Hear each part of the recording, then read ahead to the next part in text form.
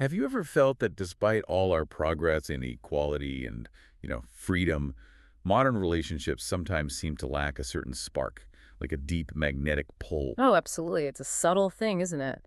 But pervasive for many, a sense that maybe something profound is missing in our connections, even with all the societal advances. That's exactly the territory we're getting into today.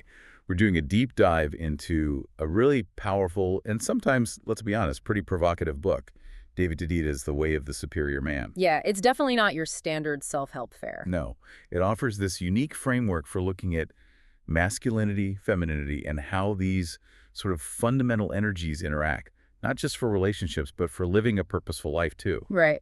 Dadida's core idea is that while our culture has made these huge strides, personal freedom, sexual equality, all good things we might have accidentally, well, smoothed out or neutralized the inherent differences between masculine and feminine energies. Smoothed out.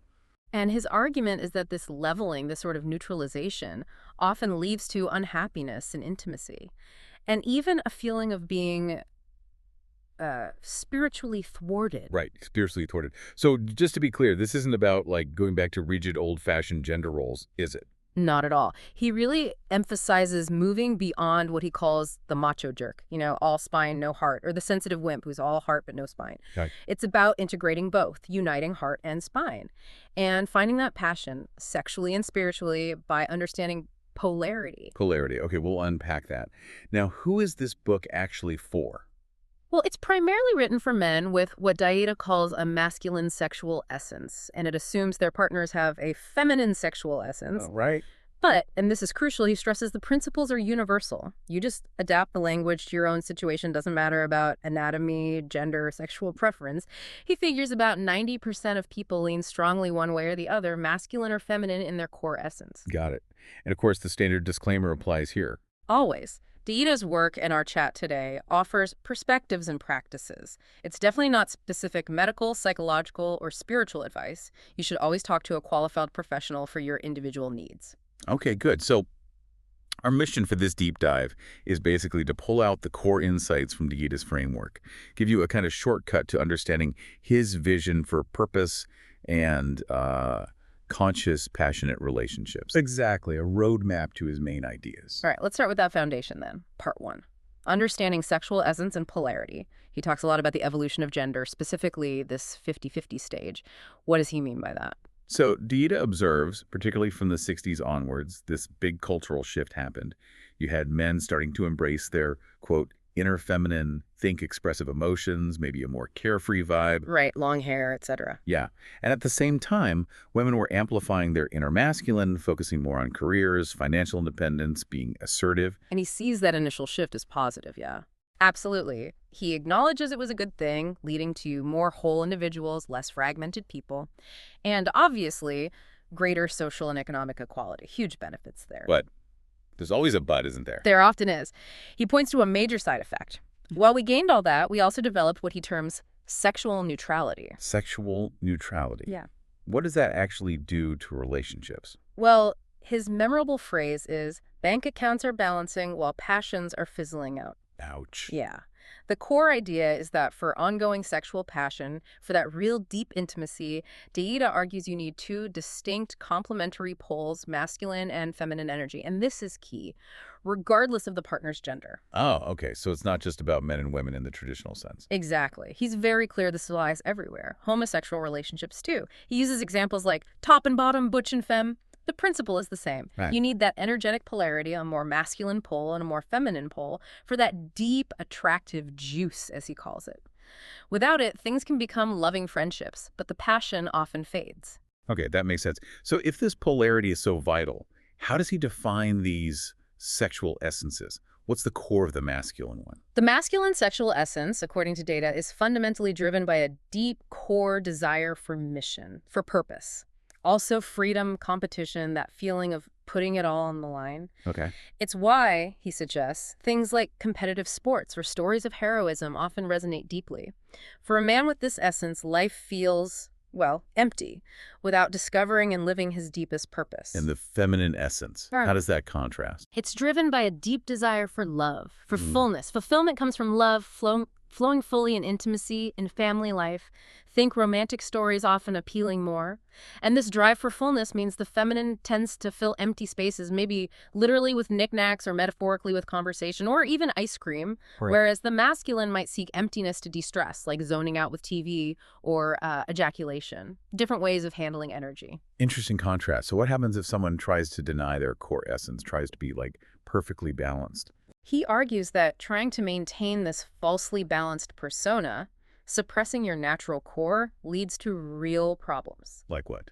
For the feminine, it could be physiological issues, a sense of drying up from running too much masculine energy. For the masculine, it often means disconnection from life purpose, kind of inhibiting their deep truth. And for both, it creates spiritual roadblocks, preventing that full openness in love. So people might think they're balanced, but they're actually suppressing something fundamental. That's his point.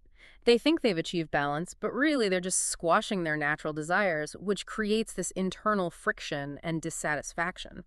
Okay, so once we understand these energies, Deida really shifts focus to the man's inner journey. Yeah. What's the first big mindset he tackles?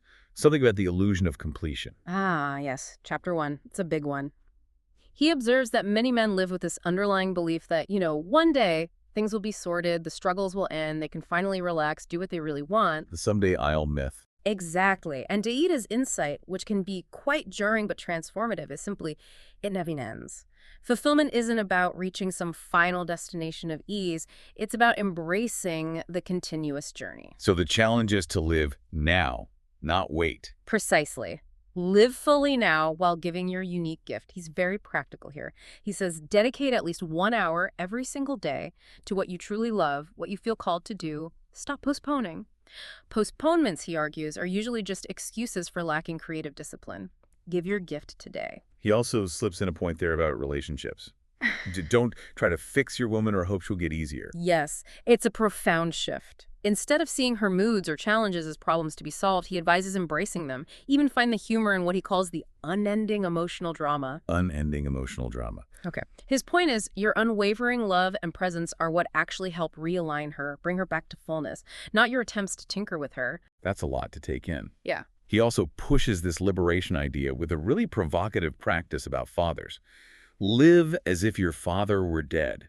What's that about? It sounds harsh, but the practice is designed to free you from those subtle, often unconscious expectations and self-judgments inherited from your father. He suggests deliberately doing things you avoided or suppressed because of his influence, real or imagined. So it's about breaking those internal constraints. Exactly. Internalizing that freedom so you can step more fully into your own authentic self, not his shadow. Which leads right into honesty and courage. He talks about know your real edge and don't fake it. Yeah, this is critical. He says it's honorable to admit your fears, your limits. Everybody has them. What's dishonorable is lying to yourself or others about where you truly are. Your edge is that point where fear stops you cold, stops you from giving your fullest gift. And if you're not living there? You lack aliveness, inspiration. The key insight is that being radically honest about your fear isn't weakness. It's the bedrock for real growth. A man who admits his fear is actually more trustworthy than one pretending he has none. Okay, so once you're honest about the edge, what then? Then you lean just beyond your edge, consistently. It's a practice. Just lean slightly beyond that comfort zone, not huge leaps, not stagnation. Just a gentle, consistent push. Exactly. This constant leaning into discomfort without trying to escape the fear itself is what allows real transformation. It cultivates what he calls alive and humble spontaneity. Shifting gears a bit to priorities, he insists always hold to your deepest realization. What does he mean by deepest realization? For Deida, that's your unchanging core, your source. He describes it as the silent tone behind and pervading the music of life. The practical point is, don't get lost in the daily grind, the tasks, the responsibilities. How do you avoid that? Use aids, inspiring books, people who embody that depth, daily meditation, contemplation, prayer, whatever works for you, to continually steep yourself in that source. Grounding yourself in that bigger truth is what allows you to play life with humor, keep perspective. This connects to another really challenging idea. Your purpose must come before your relationship. Wow. It's a big statement, definitely. He argues that a man's highest purpose, his mission, has to be his absolute priority. And the perhaps counterintuitive insight is that admitting this to yourself actually relieves a lot of internal pressure. How so? Because if your purpose isn't primary, your core feels empty. Your presence, both in the world and with your partner, gets weakened. It doesn't mean neglecting your relationship, though. He suggests, for instance, giving your partner 30 minutes of completely undivided, fully present attention is far more nourishing than hours of distracted, half-there presence. Quality over quantity. But what if a guy doesn't know his purpose? Deida is pretty direct. Discover it now. He calls purpose the core of your life. Without it, things feel disconnected, impotent. Knowing it lets every moment, work or intimacy, be a full expression of your core desire. Does he say how? He suggests it often reveals itself in layers. You might complete one-layer signs being like, sudden disinterest in something that used to drive you, no regrets, feeling clear even if you don't know what's next. Okay. When that happens, you end that involvement cleanly, impeccably, then you wait. Avoid distractions, TV, games, endless socializing. Wait for the vision for the next layer, and when that impulse hits, act on it. Don't wait for the full blueprint. And what about the common excuse family? Don't use your family as an excuse. Right. Deida argues that compromising your deepest purpose using family as the reason actually weakens your core. And the kicker is, he believes children respond better to a father who is absolutely present, full in love, undivided inside, and sure of his mission, even if it's for less time overall. So your real responsibility is authentic love, which comes from being aligned with your purpose. Exactly. Don't cheat them of your fullest self or use them as a shield to avoid pursuing your highest vision. Which also ties into don't get lost in tasks and duties, avoid the robot mode. Yeah, the do mode, becoming a robot of duty. His remedy is conscious interruption. Schedule refreshers that cut straight to your core, things like contemplating your own death. Heavy. Yeah, or beholding an enlightened being, contemplating existence itself, or just relaxing into profound love. These aren't distractions, they're reminders that life isn't just about ticking off boxes. So the ultimate driving force behind all this internal work is do it for love. That's the essence. He feels few men truly give their deepest genius their full gift. Many settle for mediocre contributions, mediocre sex, leaving this feeling of incompleteness. A superior man, in his view, dedicates his life, his sexuality, everything, to magnifying love by penetrating woman and world with his true gifts, holding nothing back. The fulfillment comes from that total giving. Wow. Okay, let's move into part 3, the dance of intimacy. This is where things get very specific about navigating relationships, particularly understanding the feminine. He starts with stop hoping for your woman to get easier. That sounds challenging. It is. It's a huge insight, though. Deida suggests a woman constantly tests her man's ability to stay grounded in his truth, unperturbed.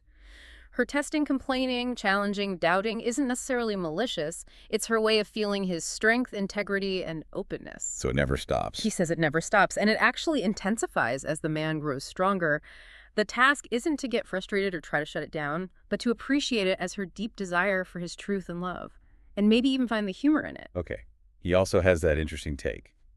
Women are not liars. How does he explain that? He suggests that what might seem like lying to a man is often just the woman expressing her current feeling or the feeling of the relationship in that exact moment. It's not always about literal facts or fixed intentions like it might be for the masculine. So, more fluid. Exactly. Her native state, he argues, is flow, like the ocean, powerful, but not always heading in one fixed direction. If her feelings shift, her words might shift too. It's about fluidity, not deception. So if she's upset, trying to logically analyze her or telling her to fix herself is probably the wrong approach. Definitely wrong, according to Deida. He claims something like 90% of a woman's emotional issues stem from feeling unloved. Your analysis or fixing attempts usually just make her feel more misunderstood and unloved. So what do you do? Assume she needs love. Give it immediately and unmistakably. Deep eye contact, touch, telling her you love her, maybe dancing, humor. She needs that masculine thunderbolt of love, as he puts it, to cut through her darkness in a way she often can't do for herself. Which explains why tolerating her leads to resenting her. You can't just passively put up with moods. Right. Don't just tolerate. Actively open her moods with your skillful loving. See them as a challenge and an amusement. Use humor, physical playfulness, tickle her. Dance with her, shout playfully, then kiss her. Lift her up, engage with the energy to help bloom her into fullness. It's an active, loving engagement. But what if the intensity is really high? Anger, tears? He advises, stay with her intensity to a point. Yes. Feminine emotional intensity can feel wild. The goal is to learn to master this chaos, not by controlling her, but by standing your ground within it, loving so strongly that only love prevails. Like wrestling a steer or Mhm. surfing. Those are his analogies. Blend with the energy without losing your own presence. You'll get thrown sometimes, you'll learn. But he says the only options are fear or mastery. Keep your breath full, body strong, attention present, give love. Learn to actually enjoy her fire, her tears, her hardness, because the world throws that at you too. This really highlights the man's role in holding that polarity. What about decision-making? He says, don't force the feminine to make decisions. He sees it as the man abandoning responsibility if he constantly puts all decisions on her. The masculine gift in this model is providing direction and clarity financially, sexually, emotionally, spiritually. If he holds back, she has to step up and activate her own masculine energy to provide direction. Which leads to depolarization. Exactly. She becomes her own man, her radiance diminishes, she trusts him less, even sexually. His job is to lead with loving clarity rooted in his purpose. And what about basic attraction? Your attraction to the feminine is inevitable. For a man with a masculine core, Deida frames attraction to feminine women as totally natural, normal, beautiful. Trying to suppress it is seen as fear, denying your core. It's part of the same energy, he suggests, that drives the quest for spiritual freedom. But attraction isn't the same as acting on it. Crucial distinction. Intimacy is a conscious choice. Attraction is that choiceless, natural flow of energy. Which leads to choosing a partner. Choose a woman who is your complementary opposite. Generally, for a masculine man, that means a more feminine woman. That difference, that polarity, is what creates the rejuvenative charge of sexual loving. Without it, you risk becoming neutral buddies, and the attraction fades. So don't try to numb yourself to the parts of her femininity that might challenge you. No, quite the opposite. Help cultivate its depth. Yep. Learn to be, as he says, turned on by her dance of anger as much as by her slinky purr. Embrace the full spectrum. Which means you need to know what is important in your woman, Mm. beyond the functional stuff. Yes. He warns against letting the relationship become just a functional but mediocre partnership, always talking logistics, finances, kids, work. That turns her into a neutral companion. You have to consciously maintain the mystery, the sexual enchantment. If that dies, both partners tend to look elsewhere for fulfillment. Okay, now for a point that often gets a lot of attention, maybe controversy. You will often want more than one woman. Yeah, this is a big one. Deida posits that a man with a masculine essence will naturally feel desire for sexual variety, even in a committed relationship. How he responds to that desire is what reflects his purpose and discipline. So discipline isn't just suppression.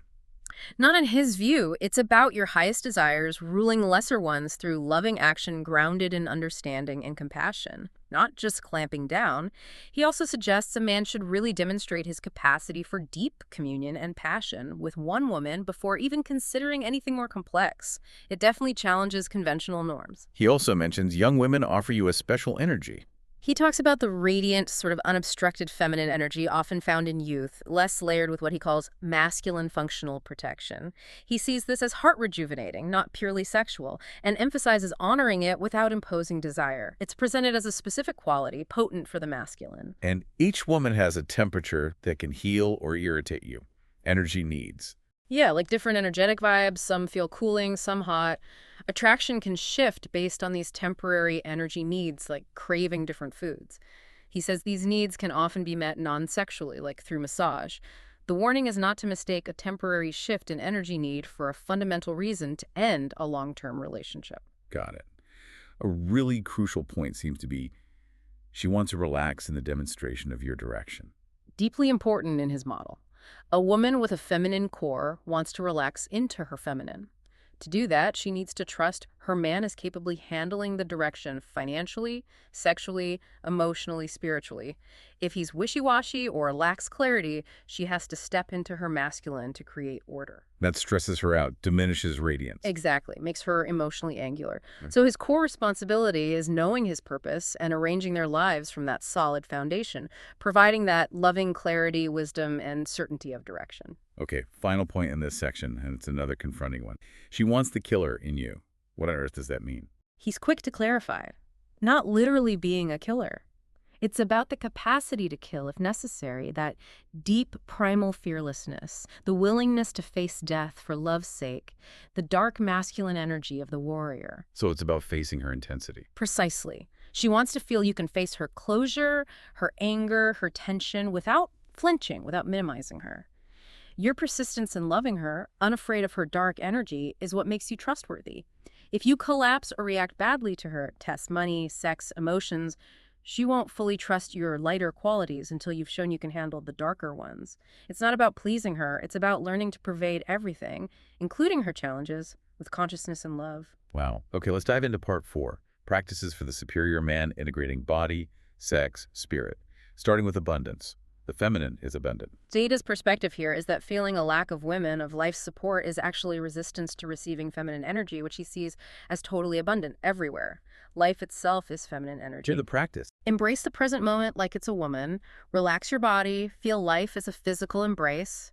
Learn to receive the feminine energy from women around you. See their anger as awakening, their sexiness as a blessing, their happiness as refreshment internally, without needing to act on it outwardly. And this relates to older women too. Allow older women their magic. Yes. He urges men to actively support older women in their wisdom, their power, their intuition. Critically, don't degrade them by comparing them to younger women. That's missing the point entirely. Their beauty is depth, not just surface. Exactly. They often have a psychic weight, a stronger magic. Men stuck in the superficial might miss it, but it's a powerful energy to be honored. Okay, transforming desire. Turn your lust into gifts. How does that work? He observes that for many men, sexual energy gets stuck either in the head as fantasy or just in the genitals as raw lust. The superior man learns to circulate that arousal energy through his whole body. Why? What's the purpose? The purpose of sexual desire, he argues, is creation. Biological, yes, but also artistic, social, spiritual creation. Women often act as the muse, so the practice is don't deny attraction, enjoy it fully, but then consciously circulate that energy up from the genitals, through the heart, and offer it back to the world as service, as your gift. So, following that, never allow your desire to become suppressed or depolarized. Right. Denying that core desire for the feminine or letting familiarity kill the polarity is damaging. He says it makes a woman feel rejected, angry, leading to unhusbanded, destructive energy. And for the man, it kills his drive, his interest in his work. So maintain the charge. Yes. A mediocre man just bounces from one excitement to the next. A superior man actively cultivates polarity with his partner and the world. Even when she seems withdrawn, dark, or downright ugly, his instruction is, assume she's a goddess needing your divine invasion of love. Treat her mood as your challenge. And that powerful metaphor. Use her attractiveness as a slingshot through appearance. Yeah, this is deep. Women, the world they attract, they inspire, but they aren't the ultimate purpose. They can't absolutely satisfy that deepest longing. The play of your body wanting her body, he calls the most obvious hoax of fulfillment. Do the practices. Use the energy of that attraction, that desire, as a slingshot. Feel through her beauty, her form, her anger, her darkness. Feel through it all into the source energy of desire itself. Recognize that what appearance promises is actually a connection to your own deep, inherently blissful nature. Feel through the other to the oneness. Using the external to find the internal. Okay, sexual mastery. Ejaculation. Ejaculation should be converted or consciously chosen. This is often misunderstood. It is. Deida argues that for most men, ejaculation, especially if premature or habitual, ends deep communion. It's often a conditioned reflex from masturbation focused on tension release, not connection. And the consequence. His controversial claim is that excess ejaculations pave the road to living a good life, but not a great life. He believes it diminishes courage, risk-taking, that overall gusto, makes a man settle, prefer passive comfort over deep engagement, and his partner senses this depletion. So he offers techniques for rejuvenative orgasm instead. Right, an orgasm that explodes up his spine and into his brain, raining down like an ambrosial bliss. Key practices he outlines are: 1, presence over fantasy, stay totally present with your partner, break the inward fantasy habit. Okay. 2, relax body, full breath, keep the front of the body open, belly and heart relaxed. 3, focus outward feel through your partner, her energy like she's a doorway. 4, daily full breathing practice, deep, forceful breaths throughout the day, inhaling down the front, exhaling up the spine. And 5, pelvic floor contraction, consciously contracting those muscles, especially approaching orgasm, to direct the energy upward into the brain and body, not just out. That sounds like serious practice. Hmm. And for general bodily presence, breathe down the front. Yeah, the front of your body, especially the belly, is where your energy meets the world. If it's tense, hunched, tight, your energy is constricted, focused inward on self-concern. If it's open, relaxed, your power flows out, fills the room. And the cure for tension. The main cure, he says, is actually giving yourself to others. Convert that self-mulling energy into service, into a gift. Practice breathing deeply into the front, opening knots, letting the energy expand outward as a blessing. With your partner, fill her with love energy. Let both of you dissolve in that giving. All right, part 5. Men's and women's yoga of intimacy, how both partners engage. He starts with, take into account the primary asymmetry. This is fundamental to his view. For most men, mission is primary. Intimacy is a vital part of life. For most women, intimacy is the absolute core of life. Which leads to a provocative conclusion. Yes, that a man's woman is, in a sense, replaceable. He could find another woman to support his mission. But for the woman, her man as that specific source of love and direction isn't easily replaceable. The insight is, if a man wants her full support for his mission, he must fully support her love of loving. Honoring this difference is key to alignment and growth. Which means, within that frame, you are responsible for the growth and intimacy. Yes. It's not just about yourself, it's about giving your gift, serving. He notes it's often hard for women to shift bad moods alone. The man's loving intervention, humor, physical affection, knowing what helps her relax is a vital gift he's responsible for offering. And of course, maintaining his own daily practice of living at his edge. And he needs to insist on practice and growth for himself first. Absolutely. A man has to be clear in his own direction first. He's responsible for cutting through his own stuff. Laziness, addictions, confusion, using whatever tools work, friends, therapy, meditation, journaling. But Deida stresses, success depends entirely on the man's actual commitment to discovering his deepest truth. No technique works without that deep commitment. And finally, restoration for both. Restore your purpose in solitude and with other men. Why is separation important? He warns that too much constant togetherness can neutralize the polarity. The goddess and warrior become neutralized householders. So what do they need separately? The feminine needs time for absolute abandon and celebration, dancing, singing, laughing, ideally with other women, to recharge her radiance. Without it, she can get depleted. The masculine needs to realign with his purpose. He suggests 2 main paths for men. Okay. One is austerity, stripping away comforts, no news, TV, sweets, casual sex, pointless talk. Facing the basic discomfort and dissatisfaction of life, especially the fear of death, unadorned suffering, he says, is the bedmate of masculine growth. Intense. And the second? Challenge. Directly engaging fears with real consequences for failure, like owing friends money if you don't finish that project. It adds teeth to facing your fear. Plus, he recommends daily solitude, even just 10 minutes of sitting to connect with your source. And gatherings with other men who will challenge you, cut through the bullshit, alternating with masculine celebrations that still demand consciousness, like plunging into ice water. We have covered a lot of ground there, navigating Deida's The Way of the Superior Man. We've looked at his framework for masculine purpose, conscious relationships, the whole idea of sexual essence and polarity, the importance of purpose, and navigating intimacy dynamics. Yeah, his core message really comes through.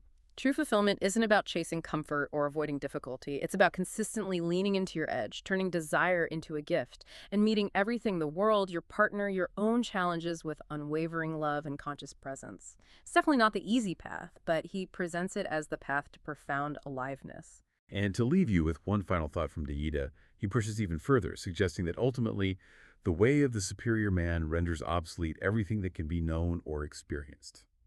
It's an invitation to move beyond even our deepest desires for money, sex, or intimacy into just boundless being. So the question to ponder might be, how could your life shift if you really committed, starting today, to living at your deepest edge, not waiting for someday, and giving your fullest gift, even and especially when it feels uncomfortable?